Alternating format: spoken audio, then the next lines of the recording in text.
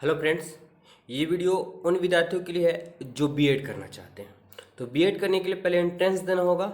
और फ्रेंड्स, आपको entrance exam के लिए ऑनलाइन डेट आ चुका है, 1 मई से होने वाला है। ठीक है, तो फ्रेंड्स समय काफ़ी कम है और काफ़ी कम कॉलेज रहते हैं। अच्छा खासा नंबर लाना पड़ेगा तो जाके गवर्नमेंट कॉलेज में होगा, और उससे थोड़ा कम रहेगा तो अच्छा खासा प्राइवेट कॉलेज मिलेगा, क्योंकि मेगा सूची के आधार पर ही एडमिशन होंगे। अगर नंबर कम आएंगे तो एडमिशन नहीं होगा, भविष्य में शिक्षक नहीं बन पाएंगे फिर, यानी आपको 1 साल बर्बाद हो जाएगा।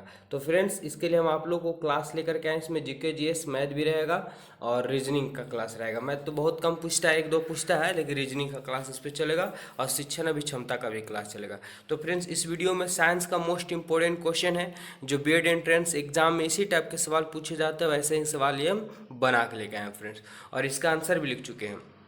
तो आप बीएड एंट्रेंस एग्जाम की तैयारी कर रहे हैं तो हमारे चैनल से जुड़ जाइए, चैनल को सब्सक्राइब कर लीजिए, और एवरीडे इस पर क्लास मिलेगा आपको फ्रेंड्स, एक ग्रुप तैयारी कराया जाएगा।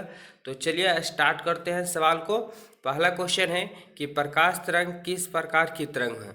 ऑप्शन आपको पता है फ्रेंड्स चारों, तो कमेंट बॉक्स में फटाफट से आंसर बताएंगे। और फिर आपको अगर आंसर नहीं पता है तो घबराने जरूरत नहीं है, आंसर हम राइट बताएंगे, अब याद करते चलेंगे। सवाल पहला है कि प्रकाश तरंग किस प्रकार की तरंग होती है। क्या अनुप्रस्थ होती है, अनुदैर्ध्य होती है, उपरोक्त में से दोनों, इनमें से कोई नहीं। तो फ्रेंड्स, यहाँ पे हम समझाने का प्रयास करेंगे आप लोग का कि प्रकाश जो है, ठीक है, वो कहाँ जाती है, केवल सीधी रेखा में जाती है। प्रकाश किस रेखा में जाती है, सीधी रेखा में जाती है। और ध्वनि, ठीक है, दो कन्फ्यूजन होते हैं जो आप बड़ा कन्फ्यूजन होते हैं, ध्वनि और प्रकाश। तो प्रकाश केवल सीधी रेखा में जाएगा, ठीक है, तो ये अनुप्रस्थ होगा। और ध्वनि चार एक जगह से निकल कर चारों तरफ फैल जाता है तो अनुदैर्ध्य कहलाता है। तो यहाँ पे आप समझ सकते हैं कि प्रकाश तरंग क्या होगा, तो अनुप्रस्थ तरंगे होंगे। ठीक है, ऑप्शन ए होगा। अगर आप लोग ए बताएं तो बिल्कुल सही है फ्रेंड्स। चलिए आगे बढ़ते हैं, और आंसर सबको लिख चुके हैं पीडीएफ में ही। ये ध्यान दीजिएगा, सवाल दिया है कि न्यूट्रॉन की खोज किसने की थी। आंसर पता है तो फटाफट से कमेंट बॉक्स में बता दीजिए। क्या थॉमसन ने, चैडविक ने, या न्यूटन ने, या रदरफोर्ड ने।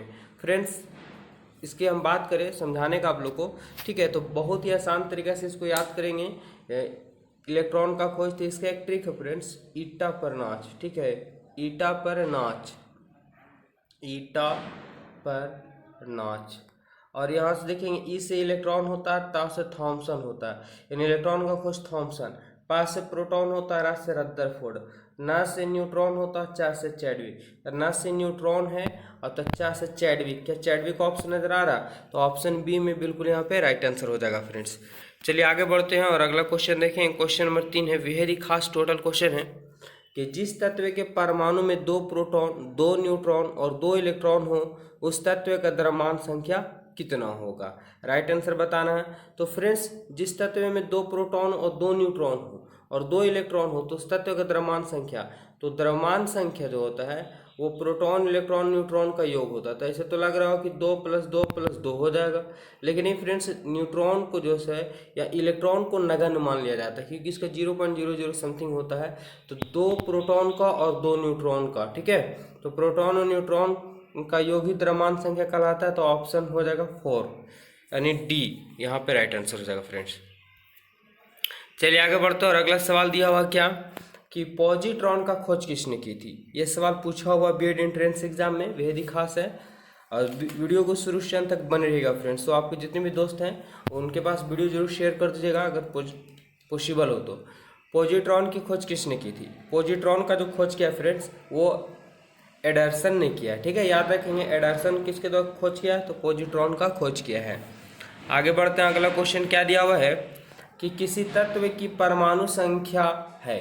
किसी तत्व की परमाणु संख्या मतलब किसे कहते हैं। क्या नाभिक में प्रोटॉन, नाभिक में इलेक्ट्रॉन, नाभिक में न्यूट्रॉन, या इनमें से कोई नहीं। तो परमाणु संख्या ही किसे कहते हैं फ्रेंड्स, बिल्कुल आप लोगों को पता होगा कि नाभिक में जो प्रोटॉन की संख्या होती है वो परमाणु संख्या भी कहलाती है। ऑप्शन ए हो जाएगा राइट आंसर। चलिए क्वेश्चन नंबर 6 है, और क्या क्वेश्चन कह रहा है, समस्थानिक। देखिए सवाल में ही आप लोग को पढ़ चुके हैं कि समस्थानिक परमाणुओं में क्या होते हैं। प्रोटॉन की संख्या समान होती है, न्यूट्रॉन की संख्या समान होती है, या न्यूक्लियोइड की संख्या समान होती है, या सभी सत्य हैं। क्या होगा राइट आंसर फ्रेंड्स? तो देखिए सम स्थानिक, जिसका स्थान समान है, यानी प्रोटॉन की संख्या जो होती है वो समान होती है। तो परमाणु संख्या को ही, परमाणु संख्या जो होती है वो प्रोटॉन की संख्या होती है। तो प्रोटॉन की जो संख्या होती है वो समान होती है, तो समस्थानिक कहला जाता है। ठीक है, चलिए आगे बढ़ते हैं। और अगला क्वेश्चन दिया हुआ है कि हाइड्रोजन परमाणु के न्यूक्लियस में प्रोटॉन की संख्या ज्ञात करें। तो हाइड्रोजन परमाणु के न्यूक्लियाइड में प्रोटॉन की संख्या जो होती है वो कितनी होती है फ्रेंड्स? राइट आंसर बताना है। तो हाइड्रोजन के परमाणु में परमाणु संख्या भी एक ही होता है, द्रव्यमान संख्या भी होते हैं, और न्यूक्लियर में प्रोटॉन की जो संख्या होती है फ्रेंड्स वो एक ही होता है। ठीक है, ऑप्शन हो जाएगा डी। अगला क्वेश्चन क्या है? निम्न में अस्थायी कण है। क्या इलेक्ट्रॉन, न्यूट्रॉन, अल्फा कण या प्रोटॉन कौन जो है जो अस्थायी है, अस्थायी नहीं है, ठीक, अस्थायी है? तो फ्रेंड्स न्यूट्रॉन जो कण है वो अस्थायी है, अस्थायी पूर्ण रूप से नहीं है, ऑप्शन बी। चलिए आगे बढ़ते हैं। अगला क्वेश्चन है कि प्रकाश किरण पुंज जो अत्यंत दिच्छिक हो कहलाती है। प्रकाश किरण जो अत्यंत ही दिच्छिक हो क्या कहलाती है? इरेजर कहलाती है, मेजर कहलाती है, लेसर कहलाती है, ग्रेजर कहलाती है? बिल्कुल बताना फाइट राइट आंसर। तो फ्रेंड्स जो अत्यंत दिशिक है ना, दिशिक होती है वो लेजर किरण कहलाती है। आगे बढ़ते हैं और अगला क्वेश्चन है कि परमाणु के नाभिक में होते हैं, और ये तो कई बार विद्यार्थियों को सबको पता होगा कि परमाणु के आखिर नाभिक में क्या होते हैं। ठीक है, बिल्कुल आप लोग पढ़े होंगे फ्रेंड्स, तो बता सकते हैं क्या सिर्फ इलेक्ट्रॉन होता है, न्यूट्रॉन इलेक्ट्रॉन होता है, प्रोटॉन और न्यूट्रॉन होता है, या सिर्फ इलेक्ट्रॉन होता है? तो अभी हम जस्ट बता गए थे फ्रेंड्स कि प्रोटॉन और न्यूट्रॉन होता है। प्रोटॉन संख्या की तरफ परमाणु संख्या भी कहा जाता है। तो प्रोटॉन और न्यूट्रॉन संख्या का योग जो होता है द्रव्यमान संख्या भी कहलाता है, और परमाणु के नाभिक में प्रोटॉन और न्यूट्रॉन होते हैं। ठीक है, इलेक्ट्रॉन को नगण्य मान लिया जाता है। इलेक्ट्रॉन जो होते हैं बाहरी कक्षा में चक्कर लगाते रहते हैं। चलिए फ्रेंड्स आगे बढ़ते हैं। इलेक्ट्रॉन वहन करता है, आखिरी इलेक्ट्रॉन को कौन लेके जाता है? क्या 2 यूनिट ऋणावेश, क्या 1 यूनिट धनावेश, या 1 यूनिट ऋणावेश, या 2 यूनिट धनावेश? बिल्कुल बता सकते हैं राइट आंसर फ्रेंड्स ये है कि इलेक्ट्रॉन का वहन करता है 1 यूनिट ऋणावेश जो होता है वही इलेक्ट्रॉन का वहन करता है। 12 नंबर सवाल पहुंच चुके हैं, और देखिए एक सवाल क्या दिया हुआ है कि ऐसे 2 तत्व जिनमें इलेक्ट्रॉन की संख्या भिन्न भिन्न हो परंतु जिनकी द्रव्यमान संख्या समान हो क्या कहलाता है? सवाल थोड़ा सा समझने वाला है कि ऐसे तत्व जिनमें इलेक्ट्रॉन की संख्या भिन्न होती है, इलेक्ट्रॉन की संख्या भिन्न हो लेकिन द्रव्यमान संख्या समान हो क्या कहलाता है? क्या समव्यवी कहलाता है, समभारी कहलाता है, समस्थानी कहलाता है, या सम न्यूट्रॉनी कहलाता है? फ्रेंड्स बिल्कुल बता सकते हैं। तो देखिए यहाँ पे परमाणु संख्या नहीं है, यहाँ पे द्रव्यमान है। ठीक है, तो द्रव्यमान मतलब उसका भार, तो सम भारिक, भारिक मतलब क्या हो गया? भार, यानी सम मतलब समान हो गया, भारिक मतलब भार। तो जिसका भार समान हो यानी द्रव्यमान समान हो, इलेक्ट्रॉन की संख्या भिन्न हो, वह समभारिक कहलाता है। ठीक है, चलिए कोशिश करें जितना कम समय में समझाने का। आगे बढ़ते हैं फटाफट से क्योंकि हम लोग ऑब्जेक्टिव देख रहे हैं। किस तत्व के सर्वाधिक समस्थानिक होते हैं? क्या हाइड्रोजन का होता है, पोलोनियम का होता है, ऋणियम का होता है, रेडियम का होता है? किसका होता है फ्रेंड्स समस्थानिक? ठीक है, बताना फटाफट से। तो इसकी राइट आंसर की बात करें पोलोनियम का होता है, लगभग 25 समस्थानिक होते हैं। ठीक है फ्रेंड्स, और हाइड्रोजन का समस्थानिक 3 होता है, H1 H2 H3। अगला है कि एक भारी नाभिक के 2 हल्के नाभिक में टूटने की प्रक्रिया क्या कहलाती है? एक नाभिक है, ये 2 छोटे छोटे नाभिकों में क्या होती है? टूट जाती है। तो टूट रहा है तो आप अंदाजा लगा सकते हैं कि क्या हो रहा है। क्या रेडियो एक्टिविटी विघटन हो रहा है? विघटन मतलब ही टूटता है। ठीक है, और क्या नाभिकीय विखंडन है, या नाभिकीय संलयन है, या द्रव्यमान क्षति है? चलिए फटाफट से बता दी 14 नंबर सवाल का आंसर। तो यहाँ पे है कि एक नाभिक जो है, तो यहाँ पे रेडियो एक्टिविटी की तो बात नहीं आ रहा क्योंकि नाभिक है, और एक नाभिक 2 नाभिकों में टूट रहा है। तो नाभिकीय और जुटेगा तो संलयन होगा, लेकिन टूटेगा तो विखंडन। तो ऑप्शन बी हो जाएगा फ्रेंड्स। ठीक है, नाभिकीय विखंडन हो जाएगा। चलिए आगे बढ़ते हैं और 15 नंबर सवाल पहुंच चुके हैं। देखिए क्या दिया हुआ है कि हाइड्रोजन बम आधारित रिएक्टर बनता है। तो हाइड्रोजन बम किस पर आधारित होता है? क्या रेडियो एक्टिव विघटन पर, नाभिकीय विघटन पर, नाभिकीय संलयन पर, उपरोक्त में से कोई नहीं? क्या होगा राइट आंसर? तो फ्रेंड्स राइट आंसर की हम बात करें तो ये हो जाए नाभिकीय संलयन, क्योंकि हाइड्रोजन बम है यहाँ पे। ठीक है, जिस प्रकार से सूर्य में अभिक्रिया हो रहा है, हाइड्रोजन और हीलियम दोनों मिल करके एक विशाल ऊर्जा का मुक्त करते हैं।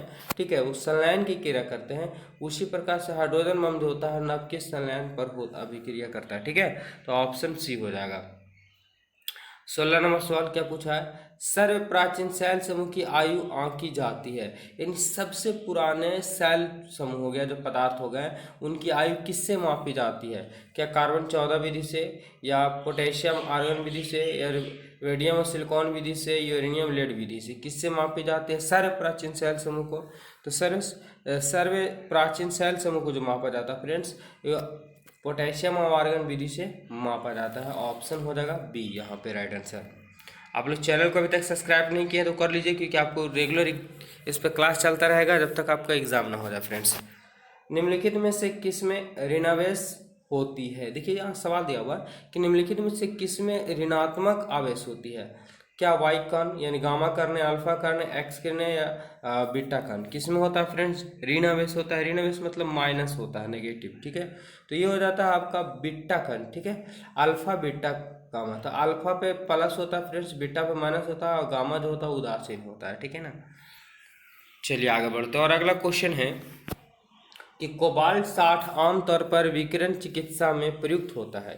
कोबाल्ट 60 किसमें प्रयुक्त होता है? तो विकिरण चिकित्सा में प्रयुक्त होता है, क्योंकि यह उत्सर्जित करता है। तो कोबाल्ट 60 क्या उत्सर्जित करता है? क्या गामा किरणें करता है, एक्स किरणें करता है, या अल्फा किरणें करता है, या बीटा किरणें करता है? तो फ्रेंड्स ये जो करता है गामा किरणें उत्सर्जित करता है। कोबाल्ट 60 आम क्या करता है? तो गामा किरणें उत्सर्जित करता है, इसलिए इसका विकिरण चिकित्सा के रूप में प्रयोग भी किया जाता है। चलिए अगला सवाल देखिए क्या दिया हुआ है कि सूर्य पर ऊर्जा का निर्माण होता है, और इसके पहले हम इस क्वेश्चन को डिस्कशन कर चुके हैं फ्रेंड्स। बताइए, क्या ऑक्सीजन अभिक्रिया द्वारा, नाभिकीय संलयन द्वारा, नाभिकीय विखंडन द्वारा, अवकरण अभिक्रिया द्वारा? क्या होगा राइट आंसर? तो फ्रेंड्स अभी हम जस्ट बता गए थे आप लोग को, ठीक है, कि सूर्य में हाइड्रोजन और हीलियम मिल रहा है तब जाकर विशाल ऊर्जा हो रहा है, और मिल रहा तो संलयन हो रहा है, ठीक है। तो एक नाभिक बनता है ना, तो नाभिकीय संलयन अभिक्रिया हो जाएगा, ठीक है। चलिए आगे बढ़ते हैं और क्वेश्चन 20 नंबर पहुंच चुके हैं कि परमाणु बम का सिद्धांत आधारित है। और हम परमाणु बम के बारे में अभी फ्रेंड्स पढ़े थे आप लोग, किस बम के बारे में? तो हाइड्रोजन बम के बारे में पढ़े थे, ठीक है, जो संलयन हो रहा है। लेकिन यहाँ पे परमाणु बम है, क्या नाभिकीय संलयन? तो संलयन तो होगा नहीं, क्योंकि नाभिकीय संलयन हाइड्रोजन के लिए होता है। नाभिकीय विखंडन है, उपरोक्त में से दोनों, इनमें से कोई नहीं। क्या होगा? बिल्कुल आंसर आप लोगों को साफ नजर आ रहा होगा कि ऑप्शन बी होगा, नाभिकीय विखंडन होता है परमाणु बम, ठीक है। चलिए इसमें टॉप 25 क्वेश्चन देखेंगे फ्रेंड्स, 4 क्वेश्चन और देख लीजिए, 5 क्वेश्चन, ठीक है।